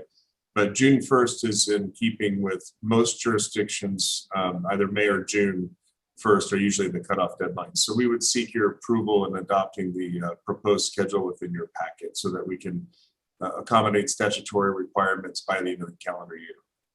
Questions or comments from the council? Mr. Vice Mayor. Thank you, Mayor. Why do we do this every year? Why can't we just establish June 1 unless there's some circumstances to change that and just leave us at June 1, not have us come back to us every year? Through the Mayor, Vice Chair, that's a good question, actually. Some general plans actually identify the major general plan amendment cutoff actually within the document itself. At the city, you know, a lot of items could trigger a major general plan amendment. Since we're so small, a lot of items could be of significant interest. So I think initially we didn't have a set schedule within the document itself, the general plan, and so you adopt each year. But for the next general plan amendment or update, we could set a schedule within the document itself so you don't have to keep seeing this every year. That's actually something, it's actually something we should be working on now because we need to have our general plan updated anyway. So that would be a good thing for the planning department to take note of and look at including that in our new general plan update. Perfect. Thank you, Mayor. We'll do so. Thank you. Okay, is there a motion to approve the 2021 Major General Plan Amendment Schedule as presented by staff? Moved by Councilman Donahue, seconded by Councilman Clare. Is there any further discussion? All those in favor, please say aye. Aye. Any opposed? All right, the schedule is adopted as presented. I don't believe we have any need for an executive session. Is that correct, Joe? That's correct, Mayor. No need. All right. Is there a motion to adjourn? Moved by the Vice Mayor, seconded by Councilman Donahue.